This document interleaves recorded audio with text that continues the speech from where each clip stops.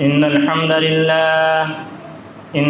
لله نحمده ونستعينه ونستغفره ونعوذ بالله من شرور أنفسنا ومن سيئات أعمالنا من يهده الله فلا مضل له ومن يضلل فلا هادي له وأشهد أن لا إله إلا الله وحده لا شريك له وأشهد أن محمدًا عبده ورسوله يا أيها الذين آمنوا اتقوا الله حق تقاته ولا تموتن إلا وأنتم مسلمون يا أيها الناس اتقوا ربكم الذي خلقكم من نفس واحدة وخلق منها زوجها وبث منهما رجالا كثيرا ونساء واتقوا الله الذي تساءلون به والأرحام إن الله كان عليكم رقيبا يا أيها الذين آمنوا اتقوا الله وقولوا قولا سديدا يصلح لكم أعمالكم ويغفر لكم ذنوبكم ومن يطع الله ورسوله فقد فاز فوزا عظيما أما بعد فإن خير الحديث كتاب الله وخير الهدي هدي محمد صلى الله عليه وسلم وشر الأمور محدثاتها وكل محدثة بدعة وكل بدعة ضلالة وكل ضلالة في النار أعوذ بالله السميع العليم من الشيطان الرجيم بسم الله الرحمن الرحيم أحسب الناس أن يتركوا أن يقولوا آمنا وهم لا يفتنون ولقد فتنا الذين من قبلهم فليعلمن الله الذين صدقوا وليعلمن الكاذبين وقال النبي صلى الله عليه وسلم تعوذوا بالله من الفتن ما ظهر منها وما بطن محترم و مکرم مصلیان اعظام، پردہ نشین ماؤں اور بہنوں اور مستقبل کے ہونہار عزیز بچوں، ہر قسم کی حمد و ثنا، تعریف و توصیف صرف اور صرف اللہ رب العالمین ہی کے لیے لائق اور مناسب ہے۔ اس کے بعد درود و سلام نازل ہوں تمام نبیوں اور رسولوں پر، خاص طور پر آخری نبی جناب محمد رسول اللہ صلی اللہ علیہ وسلم پر، اللہم صلی علیہ وبارک علیہ۔ محترم سامعین، میں آپ کے سامنے مختصر انداز میں موجودہ دور کے چند فتنوں کا تذکرہ کروں گا، اس کے بعد اس سے بچنے کے بھی تدابیر قرآن و حدیث کی روشنی میں رکھنے کی کوشش کروں گا انشاءاللہ تعالی۔ محترم حضرات، دنیا کی زندگی میں اچھائی اور برائی دونوں موجود ہیں۔ اللہ رب العالمین نے فرمایا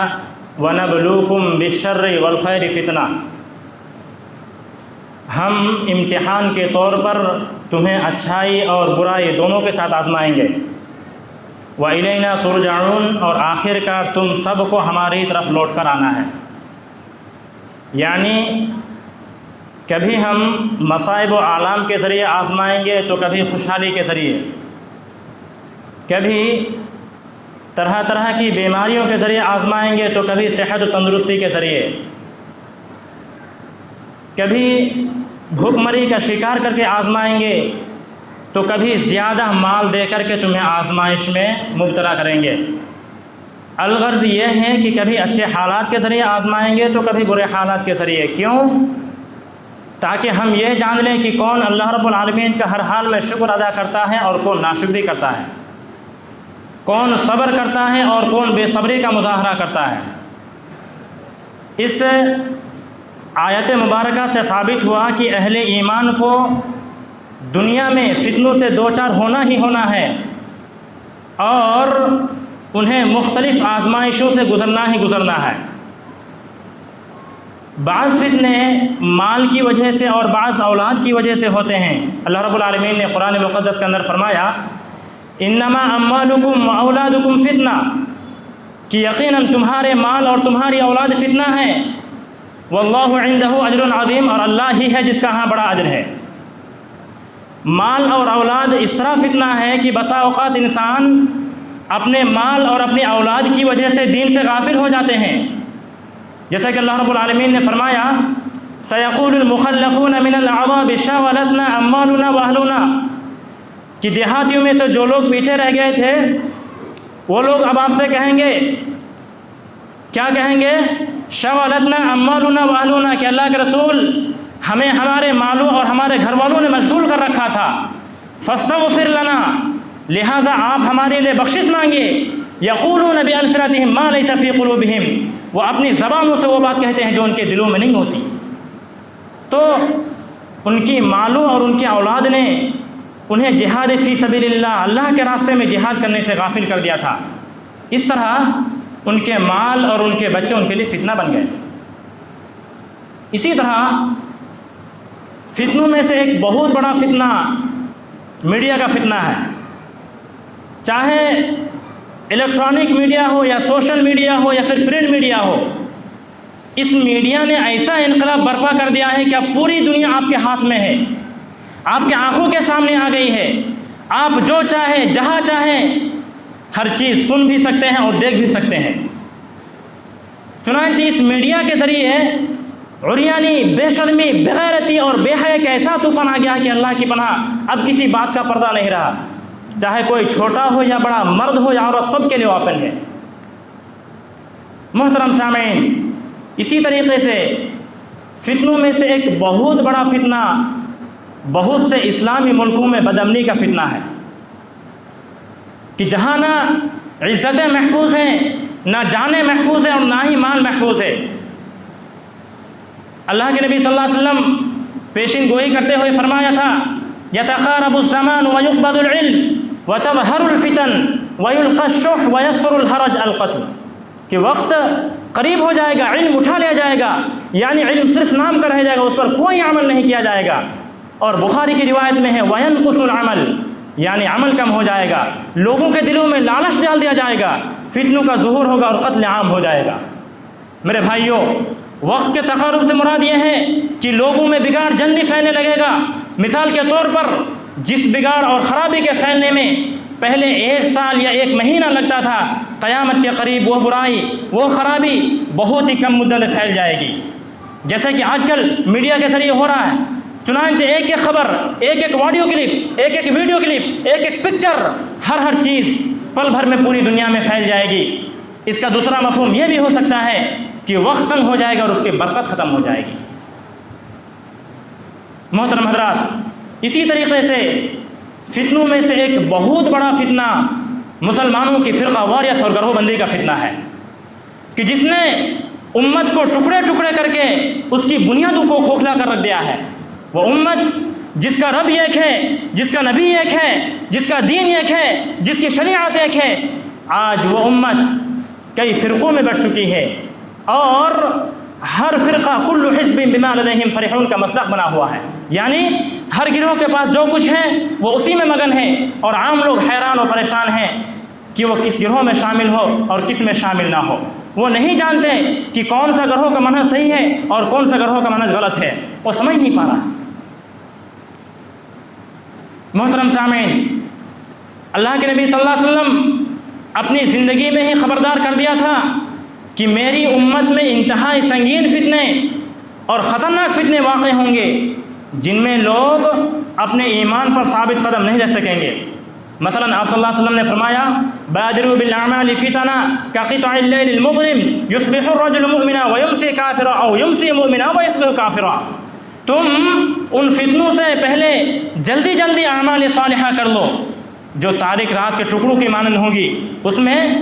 ایک شخص صبح کے وقت مومن ہوگا تو شام کے وقت کافر ہو جائے گا، اور شام کے وقت مومن ہوگا تو صبح کے وقت کافر ہو جائے گا۔ یبیع دینہ بعرض من الدنیا، وہ اپنے دین کو دنیا کے سامان کے بدلے بیچ ڈالے گا۔ محترم سامعین، قیامت سے آنے والے فتنے، سنگین فتنے پے در پہ ایک ایک کر کے آئیں گے، اور جو فتنہ بعد میں آئے گا وہ پہلے آنے والے فتنے سے کہیں زیادہ سنگین، خطرناک اور بھیانک ہوگا۔ اور یاد رہے کہ بعض فتنے ایسے ہوتے ہیں جن میں اللہ رب العالمین اہل ایمان کی آزمائش کرنا چاہتا ہے کہ کیا یہ ایمان پر ثابت قدم رہتے ہیں یا نہیں رہتے ہیں، یا پھر ایمان کو چھوڑ کر کفر کی طرف پڑ جاتے ہیں۔ اللہ رب العالمین نے فرمایا احسب الناس ان يتركوا ان يقولوا آمنا وهم لا يفتنون، کیا لوگوں نے گمان کر لیا ہے کہ انہیں چھوڑ دیا جائے گا؟ کیوں؟ اس لیے کہ انہوں نے کہہ دیا ہے آمنا، ہم نے ایمان لایا، وهم لا يفتنون، اور ان کی آزمائش نہیں کی جائے گی۔ وَلَقَدْ فَتَنَّا الَّذِينَ مِنْ قَبْلِهِمْ فَلَيَعْلَمَنَّ اللَّهُ الَّذِينَ صَدَقُوا وَلَيَعْلَمَنَّ الْكَاذِبِينَ، حالانکہ ہم نے ان لوگوں کو بھی آزمایا تھا جو ان سے پہلے تھے، اور اللہ رب العالمین ضرور ان لوگوں کی حالت کو معلوم کرنا چاہتا ہے کہ ان میں سے سچے کون ہیں، جھوٹے کون ہیں۔ میرے بھائیو، اگر ہم اس امت کے اولین لوگوں کی حالت کا مطالعہ کریں تو ہمیں معلوم ہوگا کہ انہیں کس طرح کی کڑی آزمائشوں سے گزرنا پڑا۔ ایک صحابی ہیں حضرت خباب بن ارد رضی اللہ عنہ، وہ فرماتے ہیں کہ میں اللہ کے نبی صلی اللہ علیہ وسلم کی خدمت میں حاضر ہوا، اس وقت اللہ کے نبی صلی اللہ علیہ وسلم خانہ کعبے کے سائے میں ایک چادر پہ تکے لگائے ہوئے بیٹھے تھے۔ میں نے اللہ کے نبی صلی اللہ علیہ وسلم سے عرض کیا کہ اللہ کے نبی صلی اللہ علیہ وسلم، آپ اللہ رب العالمین سے دعا کیوں نہیں کرتے؟ یہ سن کر اللہ کے نبی صلی اللہ علیہ وسلم تکیے کو چھوڑ کر سیدھے بیٹھ گئے، اور آپ کا چہرہ مبارک غصہ سے سرخ ہو گیا۔ پھر آپ صلی اللہ علیہ وسلم نے فرمایا تم سے پہلے ایسے لوگوں سے گزر چکے ہیں کہ اس میں ایک شخص کے گوشت اور پٹھوں میں ہڈیوں تک لوہے کی کنگھیاں چلائی جاتی تھی، مگر یہ آزمائش سے اس کے دین سے نہیں پھیلتی تھی، اور ایک شخص اس کی سر کی چوٹی پر آری رکھی جاتی تھی، پھر اسے دو ٹکڑوں میں چیر دیا جاتا تھا، مگر یہ آزمائش بھی اسے اس کے دین سے نہیں پھیلتی تھی۔ میرے بھائیوں، ہمیں بحیثیت مسلمان ان فتنوں کی سنگینی کا احساس کرنا چاہیے۔ کیوں؟ اس لیے کہ جب کوئی فتنہ آتا ہے نا تو نیک اور بد میں فرق نہیں کرتا، بلکہ سب لوگوں کو اپنے لپیٹ میں لے لیتا ہے، الا من رحم ربنا۔ پھر قیامت کے دن ان سب کو ان کی نیتوں پر اٹھایا جائے گا۔ محترم سامعین، اب سوال یہ پیدا ہوتا ہے کہ ان فتنوں کے دور میں ایک مسلمان کا کیا کردار ہونا چاہیے؟ اس سے بچنے کے لیے میں چند تدابیر قرآن و حدیث کی روشنی میں رکھنے کی کوشش کرتا ہوں۔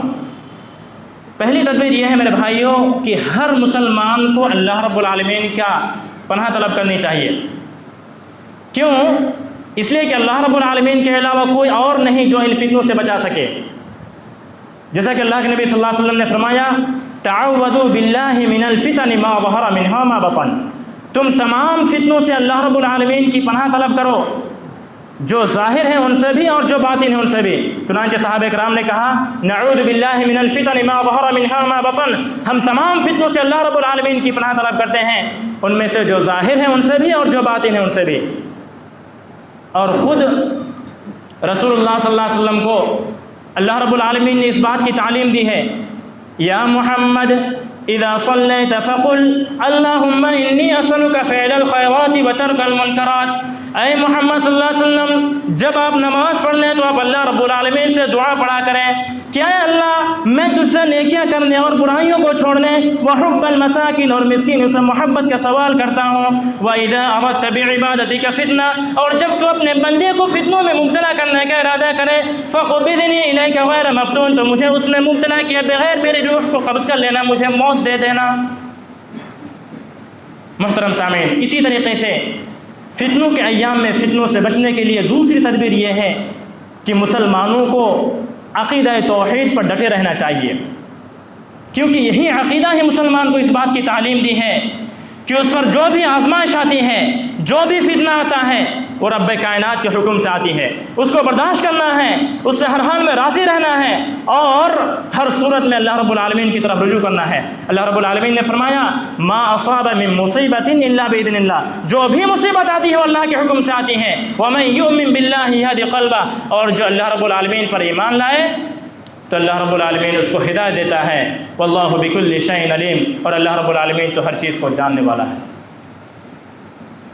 محترم سامعین، اسی طریقے سے فتنوں کے دور میں فتنوں سے بچنے کے لیے تیسری تدبیر یہ ہے کہ کتاب اللہ یعنی قرآن مجید اور سنت رسول صلی اللہ علیہ وسلم کو مضبوطی سے تھام لینا ہے۔ کیوں؟ اس لیے کہ جو قرآن مجید کی تلاوت کرتا ہے، اس کا مطالعہ کرتا ہے، اس میں تدبر اور غور و فکر کرتا ہے، تو اللہ رب العالمین فتنوں کے اندھیروں سے نکال کر حق کی روشنی دکھاتا ہے، حق کے راستے پر اسے چلاتا ہے۔ اللہ رب العالمین نے فرمایا قد جاءکم من اللہ نور وکتاب مبین یہدی بہ اللہ من اتبع رضوانہ سبل السلام ویخرجہم من الظلمات الی النور بإذنہ ویہدیہم الی صراط مستقیم۔ تمہارے پاس اللہ رب العالمین کی جانب سے ایسی روشنی اور ایسی واضح کتاب آ چکی ہے جس کے ذریعے اللہ رب العالمین ان لوگوں کو سلامتی کی راہوں کی طرف ہدایت دیتا ہے جو اس کی رضا کی اتباع کرتے ہیں اور اپنے حکم سے اندھیروں سے نکال کر حق کی روشنی دکھاتا ہے اور حق کے راستے پر اسے چلاتا ہے۔ میرے بھائیوں، یہی معاملہ سنت رسول صلی اللہ علیہ وسلم کا بھی ہے، کیونکہ رسول اللہ صلی اللہ علیہ وسلم نے امت میں زیادہ اختلاف واقع ہونے کی صورت میں اپنے سنت اور خلفاء راشدین کے طرز عمل پر سختی سے عمل کرنے کا حکم دیا ہے۔ اللہ کے نبی صلی اللہ علیہ وسلم نے فرمایا علیکم بسنتی وسنت الخلفاء الراشدین المہدیین تمسکوا بها وعضوا علیها بالنواجذ وإیاکم ومحدثات الامور فإن كل محدثۃ بدعۃ وكل بدعۃ ضلالہ۔ تم میری سنت کو لازم پکڑنا، اسی طرح ہدایت پانے والے اور سیدھے راہ پر چلنے والے خلفاء کے طریقے پر ضرور عمل کرنا، اس کو مضبوطی سے تھام لینا، اس سے ہرگز نہیں چھوڑنا، اور تم دین میں نئے نئے کام ایجاد کرنے سے بچنا۔ کیوں؟ فإن كل بدعۃ ضلالہ، اس لیے کہ ہر نیا کام بدعت ہے، وكل بدعۃ ضلالہ، اور ہر بدعت گمراہی ہے۔ میرے بھائیوں، خلفاء راشدین کے طرز عمل کو اختیار کرنا اس لیے بھی ضروری ہے کہ ان کے دور خلافت میں بھی مختلف فتنوں نے سر اٹھایا، اور جس طرح انہوں نے ان فتنوں کا مقابلہ کیا، جس طرح انہوں نے ان فتنوں کی آگ کو ٹھنڈا کیا، اس سے یقیناً آج کے فتنوں کا مقابلہ کرنے میں بہت ہی حد تک رہنمائی مل سکتی ہے۔ اور رسول اکرم صلی اللہ علیہ وسلم نے اپنی امت کے لیے جن دو چیزوں کو مضبوطی سے پکڑنے پر اس بات کی گارنٹی دی ہے کہ امت کبھی گمراہ نہیں ہوگی، وہ ہے کتاب اللہ اور سنت رسول صلی اللہ علیہ وسلم۔ اللہ کے نبی جناب محمد رسول اللہ صلی اللہ علیہ وسلم حجۃ الوداع کے موقع پر فرمایا تھا فَعَقِلُوا أَيُّهَا النَّاسُ قَوْلِي فَإِنِّي قَدْ بَلَّغْتُ وَقَدْ تَرَكْتُ فِيكُمْ مَا لَن تَضِلُّوا بَعْدَهُ إِن تَمَسَّكْتُمْ بِهِ كِتَابَ اللَّهِ وَسُنَّةَ رَسُولِهِ۔ اے لوگو، میری باتوں کو اچھی طرح سمجھ لو، میں نے یقیناً اللہ کا دین آپ تک پہنچا دیا ہے، اور میں تمہارے درمیان دو ایسی چیزوں کو چھوڑ کر جا رہا ہوں کہ اگر تم نے اسے مضبوط سے پکڑ لیا تو کبھی گمراہ نہ ہوگے، کتاب اللہ اور سنت رسول صلی اللہ علیہ وسلم۔ لہٰذا اس دور کے مختلف فتنوں سے بچنے کے لیے سوائے اس کا اور کوئی چارہ نہیں کہ ہم کتاب اللہ یعنی قرآن مجید اور سنت رسول صلی اللہ علیہ وسلم کو مضبوط سے تھام لیں، انہی سے رہنمائی لیں، انہی کو اپنا اوڑھنا بچھونا بنائیں، اور فرقہ وارانہ تعصب کو ترک کر کے چھوڑ کر کے اللہ رب العالمین کی رسی سے چمٹ جائیں۔ اللہ رب العالمین نے فرمایا وَاعْتَصِمُوا بِحَبْلِ اللَّهِ جَمِيعًا وَلَا تَفَرَّقُوا، وہ لوگوں تم سب کے سب اللہ کی رسی کو مضبوطی سے پکڑ لو،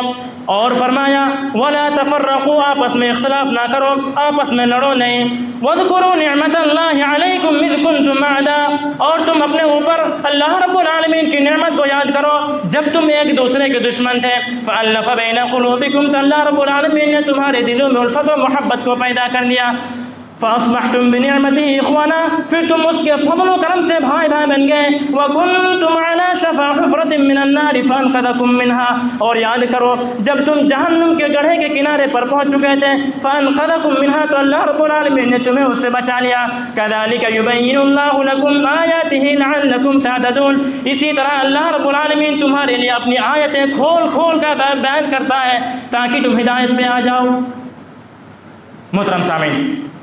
اور جہاں تک مسلکی جھگڑے اور اختلاف کا تعلق ہے تو تمام اہل علم پر فرض ہے کہ انہیں ختم کرنے کے لیے صدق دل سے، سچے دل سے کتاب اللہ اور سنت رسول صلی اللہ علیہ وسلم کی طرف رجوع کریں، اور پھر عوام کے سامنے اسی چیز کی طرف رہنمائی کریں۔ محترم سامعین، اللہ رب العالمین نے فرمایا یا ایھا الذین آمنوا اطیعوا اللہ واطیعوا الرسول، اے ایمان والو تم اللہ اور اس کے رسول کی اطاعت کرو، واولی الامر منکم، اور تم میں جو حکم والے ہیں ان کا حکم مانو۔ کیوں؟ فإن تنازعتم فی شیء، اگر تمہارا کسی بات میں اختلاف ہو جائے، اگر تمہارا کسی بات میں مدبھر ہو جائے تو تم کیا کرو؟ فردوہ الی اللہ والرسول، تو تم ان باتوں کو اللہ اور اس کے رسول کی طرف لوٹا دو۔ ان کنتم تؤمنون باللہ والیوم الآخر، اگر تم اللہ اور یوم آخرت پر ایمان رکھتے ہو، ذالک خیر و احسن تاویلا، یہی تمہارے حق میں بہتر ہے اور اس کا انجام بہت اچھا ہے۔ اسی طریقے سے فتنوں کے دور میں فتنوں سے بچنے کے لیے چوتھی تدبیر یہ ہے کہ آپ دینی علم حاصل کریں، کیونکہ علم وہ نور ہے جو فتنوں کے راستوں کو روشن کرتا ہے، جبکہ علم کے مقابلے میں جہالت وہ تاریکی ہے جو انسان کو تباہی کے گڑھے میں پھینک دیتی ہے۔ اللہ رب العالمین نے فرمایا فلولا نفر من كل فرقة منهم طائفة ليتفقهوا في الدين ولينذروا قومهم اذا رجعوا اليهم لعلهم يحذرون، پھر ایسا کیوں نہ ہوا کہ ہر فرقے میں کچھ لوگ دین میں سمجھ پیدا کرنے کے لیے نکلتے تاکہ جب وہ ان کی طرف واپس لوٹتے تو اپنے لوگوں کو برا انجام سے ڈراتے، اس طرح شاید کہ وہ برے کاموں سے بچے رہتے۔ آج کل جو نئے نئے فتنے سر اٹھا رہے ہیں اور جس طرح اسلامی تعلیمات کے خلاف پروپیگنڈا کیا جا رہا ہے اور ہر آئے دن شکوک و شبہات پیدا کر کے نئی نسل کو دین سے بیزار کرنے کی کوششیں کی جا رہی ہے، تو ان سب چیزوں کا مقابلہ قرآن و حدیث پر مبنی شرعی علم کے ذریعے کیا جا سکتا ہے۔ شرعی علم ایک مضبوط ہتھیار ہے جو ان نئی فتنوں سے بچنے میں مددگار ثابت ہے۔ شرعی علم ایک بہت بڑی خیر ہے جو اللہ رب العزت اپنے فضل و کرم سے جسے چاہتا عطا کرتا ہے۔ اللہ رب العالمین نے فرمایا یؤتی الحکمت من یشاء، وہ جس کو چاہتا ہے حکمت علم و سمجھ عطا کرتا ہے، ومن یؤت الحکمت فقد اوتی خیرا کثیرا، اور جسے حکمت دے دی گئی تو اسے بہت بڑی خیر و بھلائی مل گئی۔ لہٰذا تمام مسلمانوں کو شرعی علم کی طرف متوجہ ہونا چاہیے، خود بھی شریعت کا بنیادی علم حاصل کریں اور اپنے تمام بچوں کو بھی اس علم کے زیور سے آراستہ پیراستہ کریں، اس طرح وہ خود بھی نئی فتنوں سے بچیں گے اور نئی نسل بھی ان سے محفوظ رہے گی۔ بعض لوگ علماء کرام کو حقیر سمجھتے ہیں، ان کی طرف رجوع کرنا اپنی توہین تصور کرتے ہیں، جبکہ اللہ کے رسول نے فرمایا لیس من امتی من لم یجل کبیرنا، وہ شخص میری امت میں سے ہے ہی نہیں جو اپنے بڑے بزرگ کا احترام نہ کرے، ویرحم صغیرنا، اور چھوٹوں پر ترس نہ کھائیں، ویعرف لعالمنا حقا، اور ہمارے عالم کے حق کو نہ پہچانے۔ اور ایک بات یہاں پر بتا دینا بہت ہی ضروری ہے، وہ یہ ہے کہ آج کل بہت سارے لوگ گوگل کے ذریعے علم حاصل کرتے ہیں، حالانکہ گوگل صحیح علم کی طرف بھی رہنمائی کرتا ہے، غلط کی طرف بھی، حق کی طرف بھی، باطل کی طرف بھی۔ لہٰذا گوگل سے علم حاصل کرنے والوں سے گزارش ہے کہ آپ گوگل سے مدد ضرور لیں، لیکن ان ویب سائٹس کا استعمال کریں جن کا منہج واضح اور صاف ہے، اور ان ویب سائٹس کا استعمال نہ کریں جن کا منہج واضح اور صاف نہیں ہے، غلط ہے۔ محترم سامعین، اسی طریقے سے فتنوں کے دور میں فتنوں سے بچنے کے لیے پانچویں تدبیر یہ ہے کہ آپ مسلمانوں کی جماعت میں شامل رہیں۔ جی، مسلمانوں کی جماعت میں شامل رہنا ہے۔ کیوں؟ اس لیے کہ جماعت پر اللہ رب العالمین کا ہاتھ ہوتا ہے، جبکہ جماعت سے الگ ہونے والا شخص شیطان کا شکار ہو جاتا ہے، جیسا کہ بھیڑیا اس بکری کو شکار کر لیتا ہے جو ریوڑ سے الگ ہو جاتی ہے۔ ایک صحابی ہے حضرت حذیفہ بن یمان رضی اللہ عنہ، فرماتے ہیں کہ لوگ عام طور پر اللہ کے نبی جناب محمد رسول اللہ صلی اللہ علیہ وسلم سے اچھائی کے متعلق سوال کرتے تھے، اور میرا یہ معمول تھا کہ میں برائی کے متعلق سوال کرتا تھا۔ کیوں؟ اس لیے کہ مجھے اس بات کا اندیشہ رہتا تھا کہ کہیں میں برائی میں مبتلا نہ ہو جاؤں۔ چنانچہ میں نے کہا اللہ کے رسول صلی اللہ علیہ وسلم، ہم زمانہ جاہلیت اور شر میں تھے کہ اللہ رب العالمین نے ہمیں اسلام کی رہنمائی کی، تو کیا اس اچھائی کے بعد پھر کوئی برائی آئے گی؟ تو آپ نے فرمایا ہاں۔ میں نے کہا کہ کیا اس برائی کے بعد پھر کوئی اچھائی آئے گی؟ آپ نے فرمایا ہاں، اور اس میں کدورت ہوگی۔ میں نے کہا کدورت سے کیا مراد ہے؟ آپ نے فرمایا قوم یستنون بغیر سنتی ویہدون بغیر ہدی تعرف منکم منکرا، ایسے لوگ آئیں گے جو میرے طریقے کو چھوڑ کر دوسرے کے طریقے پر چلیں گے، جو میری سیرت کو چھوڑ کر کسی دوسرے اور کی سیرت سے رہنمائی لیں گے، تمہیں ان کی بعض باتیں اچھی لگے گی اور بعض باتیں بری لگے گی۔ میں نے کہا اللہ کے رسول صلی اللہ علیہ وسلم، کیا اس برائی کے بعد پھر کوئی اچھائی آئے گی؟ آپ نے فرمایا نعم دعات الی ابواب جہنم من اجابہم الیہا قذفوہ فیہا، ہاں کچھ داعی ایسے آئیں گے جو جہنم کے دروازوں کی طرف بلائیں گے، جو بھی ان کی دعوت کو قبول کرے گا وہ اس کو اس میں گرا دیں گے۔ میں نے کہا اللہ کے رسول صلی اللہ علیہ وسلم، آپ ان کی صفات کو بیان فرمائیں۔ آپ نے فرمایا ہم من جلدتنا ويتكلمون بألسنتنا، وہ لوگ ہم ہی میں سے ہوں گے اور ہماری زبان میں بات کریں گے۔ میں نے کہا اللہ کے رسول صلی اللہ علیہ وسلم اگر وہ زمانہ مجھ پر آ گیا تو آپ مجھے کیا مشورہ دیتے ہیں؟ تو اللہ کے نبی صلی اللہ علیہ وسلم نے فرمایا فاعتزل تلك الفرق كلها ولو ان تعض على اصل شعبہ حتى يدركك الموت وانت على ذلك، پھر تم ان تمام فرقوں کو چھوڑ دینا، چاہے تمہیں درخت کی جڑیں چبانا کیوں نہ پڑے، یہاں تک کہ تجھ پر اسی حالت میں موت آ جائے۔ محترم سامعین، جماعت سے الگ ہونا